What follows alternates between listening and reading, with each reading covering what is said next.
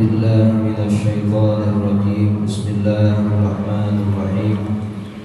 الحمد لله رب العالمين وبه نستعين على أمور الدنيا والدين وصلى الله وسلم على سيدنا ومولانا محمد خاتم النبيين وعلى آله وصحبه أجمعين ولا حول ولا قوة إلا بالله العلي العظيم. اللهم لا علم لنا إلا ما علمتنا إنك أنت العليم الحكيم ولا فهم لنا إلا ما فهمتنا إنك أنت الواسع الكريم. نسأل الله سبحانه وتعالى أن يعلمنا ويفهمنا ويفتح علينا فتوح العارفين إنه بذلك قدير وبالإجابة جدير وهو حسبنا ونعم الوكيل. إلى حضرة النبي محمد صلى الله عليه وسلم. الفاتحة. أعوذ بالله من الشيطان الرجيم. بسم الله الرحمن الرحيم. الحمد لله رب العالمين الرحمن الرحيم مالك يوم الدين.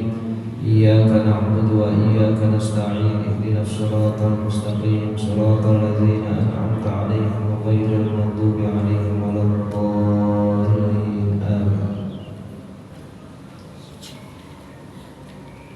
Adabun naumi, adab tidur.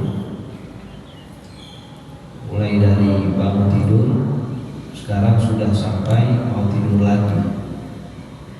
Dari malam bangun, lalu sholat subuh, menghabiskan hari, pagi, siang, sore, sampai sekarang ada bab etika-etika di dalam tidur.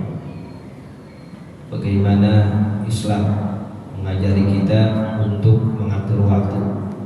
Semuanya diajarin, tersedia. Turun kasur, naik kasur, semuanya di dalam aturan-aturan yang digariskan oleh syariat Islam. Maka harus kita tahu, sehingga tidaklah kita beraktivitas melainkan kesemuanya itu dilakukan dengan ilmu. Fa'idha aradan nauman, maka apabila engkau hendak tidur, fabsut firasyaka mustaqbilal qiblati, maka hamparkanlah tempat tidurmu menghadap kiblat. Yang pakai kasur dilepit atau pakai tikar, yang bangun digulung, mau tidur digelar lagi. Nah, umpama kamu ingin tidur, maka gelar lagi itu tempat tidurmu menghadap kiblat. Berarti madhab sono. Kalau kasurnya yang nggak pakai digulung, nggak pakai digelar, yang sudah selalu tersedia, umpama ruangannya luas, setting itu kasur menghadap kiblat. Kalau memang yang demikian memungkinkan. Wanam ala yaminika, dan tidurlah menghadap kananmu. Kama yudja'ul maitu fi lahdihi, sebagaimana jenazah dibaringkan di liang kuburnya. Kalau mayat itu dibaringkan di liang kubur, maka harus menghadap kiblat. Kiblat sono. Berarti palanya ada di sana. Nanti madhab kiblat. Jadi begini. Nah, kita tidurnya miring ke kanan. Kepalanya di sana, kakinya di sana. Ini posisi mayat di dalam kubur begini. Nah, nanti dibakar dimiringin, kepalanya tuh madhab sana, ke arah kiblat. Tidur begitu juga. Berarti tempat tidurnya ke sana. Kaki kita di sini begini. Ntar tidur miring ke kanan, tuh pala kan ke arah kiblat, arah kiblat sono. Ini maksudnya miring ke kanan kalau tidur adalah menghadap kiblat. Sebagaimana mayat ketika diletakkan di dalam kubur menghadap kiblat. Gak ada itu mayat yang kalau diletakkan gak menghadap kiblat, semuanya menghadap kiblat. Nah, sebelum jadi mayat dilatih ketika tidur, dilatih yang jadi mayat tuh. Sehingga sehingga kita dapat merenung, nanti saya begini juga keadaannya.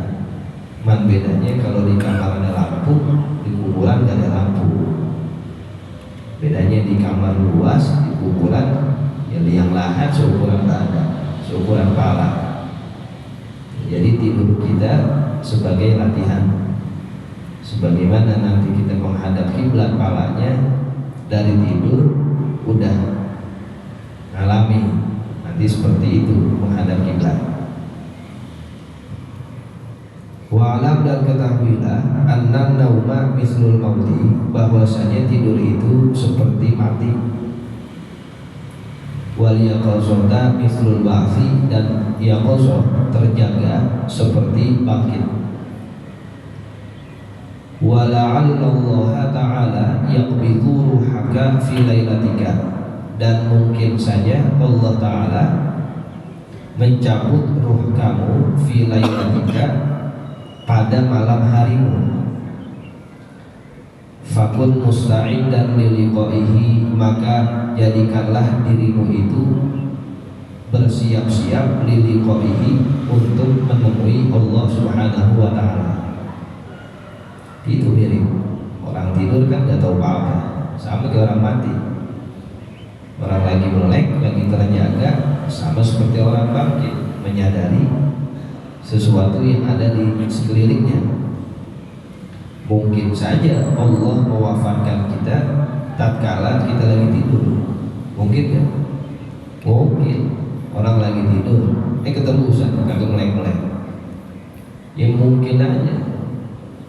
Padahal sebelum tidur sehat benar. Sebelum tidur nggak ada sakit apa-apa, nggak ada keluhan apa-apa. Ketika dia merem, keterusan terus Allah cabut, dan mungkin aja. Tangga saya itu kemarin meninggal sebelum tidur. Meninggal sebelum tidur, lagi ngobrol sama istrinya. Ngobrol, nyeritain ada saudaranya yang meninggal. Jadi ngomong sama istrinya, dipanggil apa, mama atau bunda atau apa, itu ada. Kemarin ada saudara, ada orang meninggalnya di peraganya begitu. Meninggalnya sebelum tidur, dia lagi peragain orang meninggal, ini meninggal juga. Jadi meninggalnya sebelum tidur, lagi peragain orang meninggal. Padahal sorenya sehat benar. Ya berapa banyak saudara-saudara kita seperti itu. Jadi kapan saja itu mati menghampiri, jadilah kita orang yang siap. Mau malam, mau subuh, ya banyak sekali kejadian itu.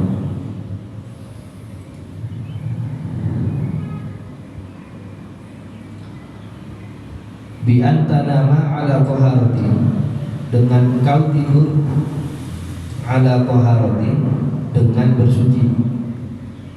Persiapan sebagaimana orang mati disolatin, sebelumnya dimandiin. Maka orang yang tidur dalam keadaan bersuci tatkala mati menghampirinya, mudah-mudahan dalam keadaan husnul khotimah. Wa takuna wasiyatuka maktubatan tahta wisadatik, dan jadilah engkau menempatkan wasiatmu maktubatan, itu tertulis tahta wisadatik, di bawah bantalmu. Adab-adabnya itu ada berapa itu tadi? Adab kiblat pertama, yang kedua kamu tidur dalam keadaan bersuci. Selanjutnya sebelum tidur kamu tempatkan, taruh wasiatmu itu tertulis di bawah bantal. Maksudnya sebelum kamu tidur, yang ada kemungkinan di situ meninggal, kasih tahu orang-orang terdekat urusan-urusan kamu dengan manusia. Itu maksudnya. Kalau wasiat isinya kan urusan kita sama orang lain. Saya punya utang sama si fulan sekian, minjem barang ini belum dikembaliin, nyewa barang ini, itu isi wasiatnya. Atau nanti harga saya sekian untuk apa, itu senantiasa di bawah bantal sebagai simbol. Kalau ada urusan apa dengan orang, kasih tahu keluarga terdekat, istri kita, suami kita, apa anak kita, kasih tahu. Karena nanti yang nyelesain urusan kita ketika meninggal ya mereka semua tuh. Kasih tahu. Berapa banyak orang yang meninggal keluarganya nggak tahu jenazah itu punya urusan sama orang lain. Repot tuh. Tiba-tiba datang orang, ini keluarga kamu pernah minjem anu, dan abang gak pernah bilang. Ini keluarga kamu pernah melakukan ini dengan saya, belum selesai urusannya. Itu maksudnya wasiat tuh begitu. Jadi usahakan urusan kita sama orang sekecil apapun kasih tahu. Nah mati kan gak pernah ketahuan datangnya kapan. Kasih tahu. Kalau bisa saat kita berurusan itu langsung kasih tahu. Umpama kita katakan ke istri kita, "Ma, tadi Baba beli rokok di warung, kembaliannya belum ada, disuruh bawa pulang itu duit." Itu kan urusan. Umpama kagak ada umur, itu utang namanya. Coba kalau bini kita nggak tahu itu sampai kuburan tuh, urusan 20.000 doang. Kalau 20.000, kalau 20 hektar urusannya. Iya, itu kudu tahu nanti yang ngeberesin semuanya keluarga kita. Istri begitu juga, tadi beli sayur, kembaliannya belum ada, disuruh bawa dulu. Kalau kita kalau dari sini tahu gimana hidupnya nganyin sayuran. Nah artinya wasiat itu adalah urusan kita dengan manusia, diusahakan keluarga terdekat biar tahu dengan kerjaan kita apapun itu, sehingga apa yang nanti terjadi satu saat mereka mengetahuinya. Oh iya, dia pernah ngomong sih, oh iya dia pernah nulis, apalagi kalau apa yang ditulis seperti ini cakep banget.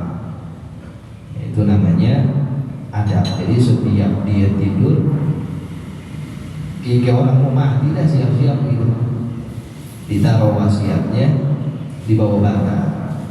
Artinya dikasih tahu urusan-urusan di ke depan itu ada yang menjaminnya.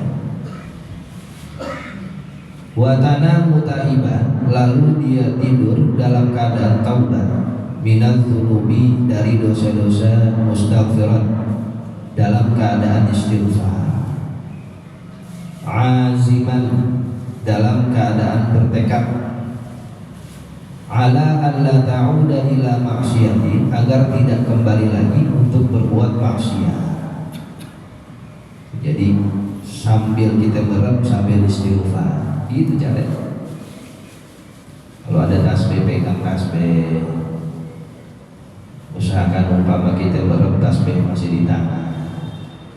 Itu sebagaimana yang tadi dikatakan pengarang, orang tidur dengan kematian itu luar biasa dekatnya.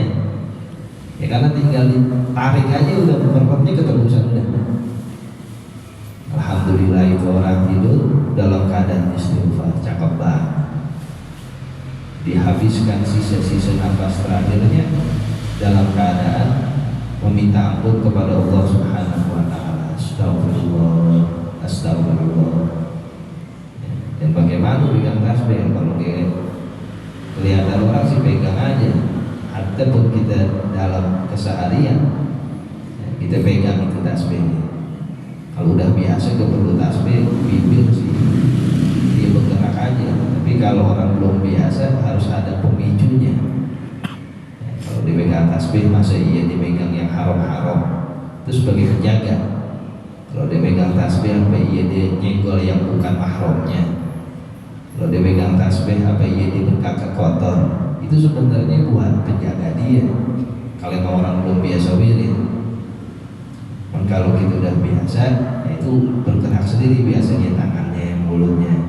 Nah kita biasain mulai dari hal-hal yang seperti itu sehingga seterusnya menjadi terbiasa. Wa azam 'alal khairi, lalu bertekadlah untuk melakukan kebaikan li jami'il muslimin, kepada orang-orang muslim, In ba'atsakallahu ta'ala, apabila Allah subhanahu wa ta'ala nanti akan membangkitkanmu. Jadi dari malam udah niat, umpama besok saya bangun, ya Allah, saya niat untuk berbuat baik kepada orang, dia meninggal, cakep dah tuh, dalam keadaan niat untuk berbuat kebaikan. Wa tadzakkar, dan ingatlah engkau, annaka satunja'u fil lahdi, bahwasanya engkau akan dibaringkan di liang lahat. Kadzalika, sama kondisinya, wahidan sendirian, faridan menyendiri. Laisa ma'aka illa amaluka, tidak ada nanti di liang lahat bersamamu kecuali amalmu. Wala tujza illa bisa'ika, dan tidak ada balasan kecuali hasil usahamu. Ingat itu. Tiap malam kita tidur, itu sebenarnya peringatan dari Allah Subhanahu wa ta'ala. Itu harus kita renungi. Nanti begini juga kita tidur sendirian liang lahat. Tahu lahat? Lahat itu seukuran pala. Jadi lubang di dalam lubang itu namanya lahat.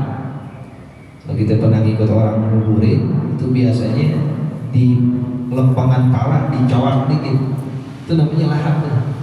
Segitu doang. Ya Allah, kalau kita sedih kasur, segocang kiri, gocang kanan, ngerti gocang orang sih, gerak kiri, gerak kanan, nah nanti dia liang lahat. Gak ada satupun yang menemani kecuali amal kita, sedekah kita. Ini ngaji kita nih, ini ngaji kita. Jadi penerang di sana, bacaan Quran kita, wirid kita, sholat kita.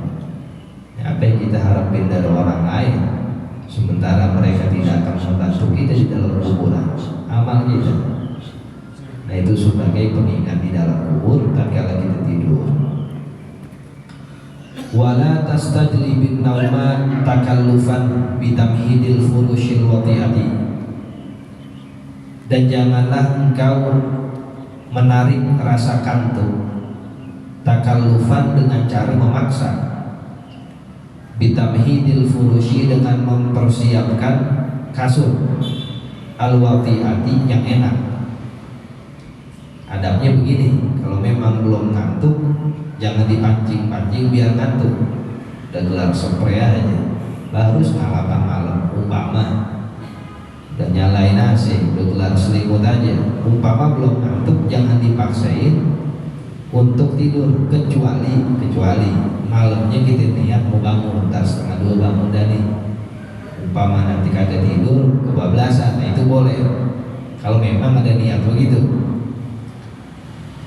Fa'innan nauma, karena sesungguhnya tidur itu ta'tilun lil hayati, mengurangi jatah hidup.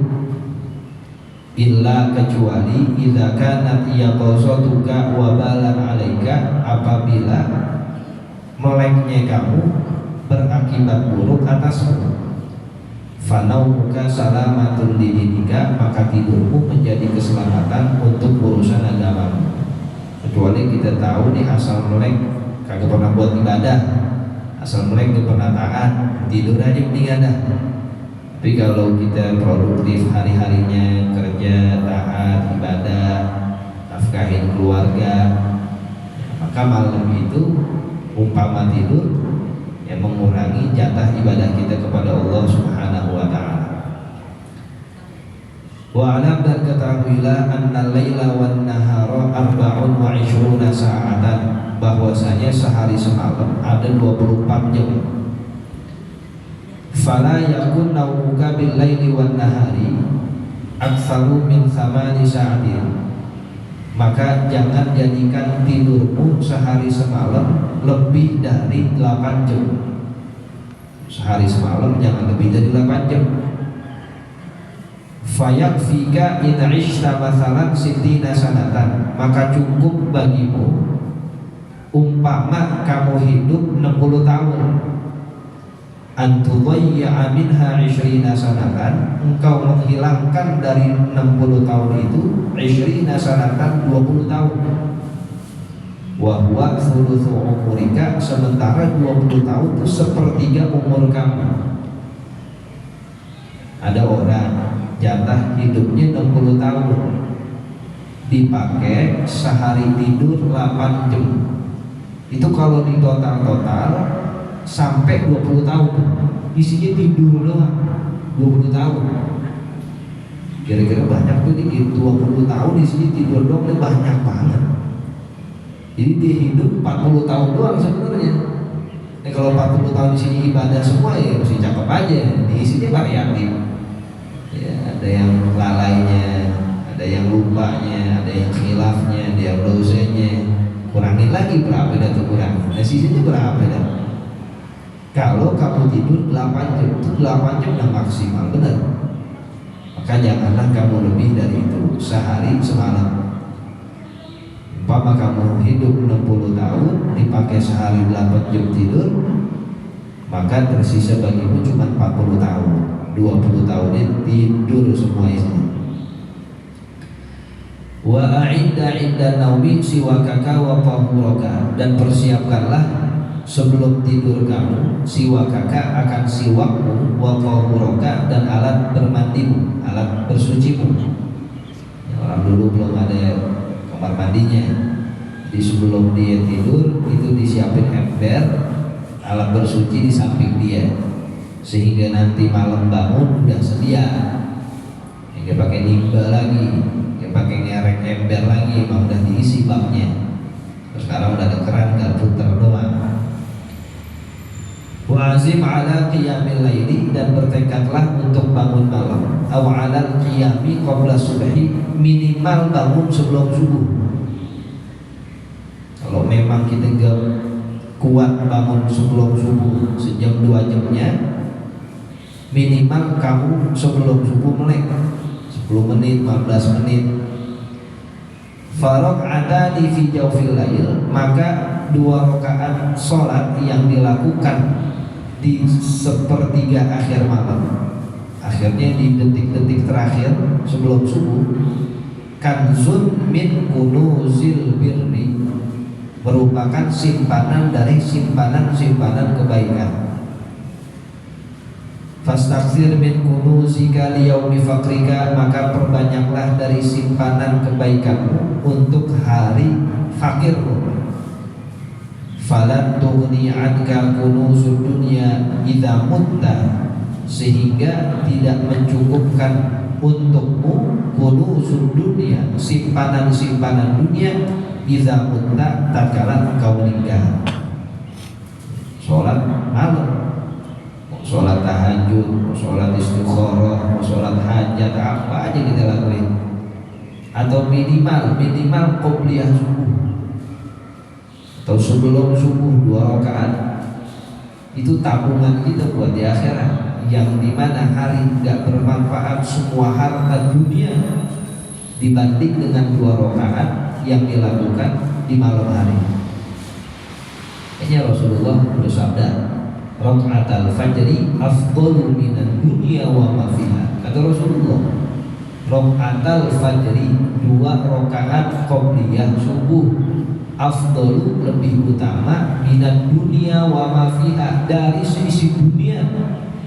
Rasulullah SAW yang bersabda. Karena memang nanti itu 2 rakaat buat kita di akhirat, yang semua dunia kalau kita ambil, kita bawa buat keselamatan akhirat, ya nggak ada fungsinya, sia-sia. Tapi 2 rakaat itu kita bawa ke hadapan Allah Subhanahu wa ta'ala, menjadi saksi bukti kita cinta kepada Allah. Lagi dingin, lagi sedang ngantuknya, kita mandi, kita wudu, itu saksinya. Maka takarannya dunia ya pantas saja, sebab itu yang paling bermanfaat. Imam Al-Junaid, seorang wali besar yang dijuluki dengan Sayyidul Ta'ifah, ketika dia meninggal, muridnya mimpi ketemu gurunya itu, ketemu Al-Imam Junaid. Kata muridnya, ya Syekhana, ma fa'alallahu bik, wahai guru kita, apa yang telah Allah lakukan tatkala engkau meninggal? Kata Imam Junaid, ghafarallahu li, Allah telah mengampuni dosa-dosaku. Kata muridnya, oh pantas, Kamu sewaktu di dunia wali, banyak ibadah, banyak wirid, banyak ilmu, banyak ketaatan. Ya, itu memang memiliki ganjarannya sendiri. Ternyata kata Imam Junaid, saya menemukan amalan yang waktu di dunia kelihatannya ringan, tapi ganjaran pahalanya sangat besar. Apa itu wahai guru? Ruqayyat qabla subuh, rokaat-rokaat kecil sebelum subuh. Yang saya kira ya biasa dah, recehan bahasa kita, dibanding ngaji, dibanding wirid, dibanding Quran. Oh ternyata sesuatu yang gak terlihat besar saya temui di akhirat, dikubur menjadi yang paling bermanfaat. Ruqayyat itu ya paling 2 rakaat dilakukan sebelum subuh. Kayaknya kejar itu 5 menit sebelum subuh, saya kira di atas jadah lagi baca Quran. Itu waktu luar biasa. Makanya dipilih sebagai waktu dilahirkannya Rasulullah SAW. Nah memang afdhalul waktu sahar, waktu dimana sebelum subuh sepersekian menit. Ternyata itu yang saya dapetin memberikan kemanfaatan saya di dalam kubur. Nah, itu kita bertekad sebelum tidur, ya Allah bangunin saya, kasih kekuatan, minta sama Allah. Ini udah tau gak bisa bangun, gue minta tolong ya 14 aja lagi. Besok malam begitu lagi ya, minta tolong. Ya Allah, saya pengen sholat malam biar kata 2 rakaat, bangunin, kasih kekuatan. Itu biar kata kagak pasang alarm, bangun aja. Nah, kalau orang gak ada pengennya, alarm sampai ke depan gang kagak bangun-bangun orang. Yang gak ada pengennya menyalain doang, berisik doang, bangun berisik banget punya siapa sih ini? Bangun sih kagak, bangun berisiknya doang.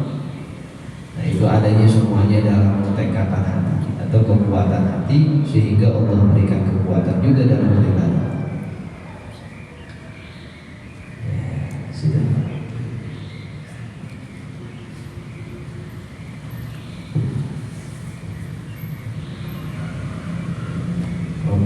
Bismillahirrahmanirrahim. Alhamdulillahirabbil alamin. Hamdan yuwafi ni'amahu wa yukafi mazidah. Ya Rabbana lakal hamdu kama yanbaghi li jalali wajhikal karim wa 'azimi sultanik. Allahumma shalli ala sayyidina Muhammad wa ala alihi wa sahbihi ajma'in. Allahumma inna nas'aluka fahman nabiyyin wa hifdzal mursalin wa ilhamal malaikatil muqarrabin. Allahumma aghnina bil ilmi wa zayyinna bil hilmi wa akrimna bit taqwa wa jamilna bil afiyah. Allahumma ana Allahumma syahiduna Allahumma hadiruna Allahumma nazuluna Allahumma qarimun minna wastashhiru an yadhalika kulli wastashhiru an yadhalika kulli wastashhiru an yadhalika kulli. Rabbana atmim lana nurana waghfir lana innaka ala kulli syai'in qadir. Rabbana atmim lana nurana waghfir lana innaka ala kulli syai'in qadir. Rabbana atmim lana nurana waghfir lana innaka ala kulli syai'in qadir. Rabbana hab lana ilman min ladunka ladunniya wa surran rabbaniyya nazran ilahiyya nuran samawiyya birahmatika ya arhamar rahimin. Rabbana atina fid dunya hasanah wa fil akhirati hasanah wa qina adzabannar. Wa sallallahu ala sayyidina Muhammad wa ala alihi wa sahbihi wasallam. Subhana rabbika rabbil izzati amma yasifun wa salamun ala al mursalin walhamdulillahi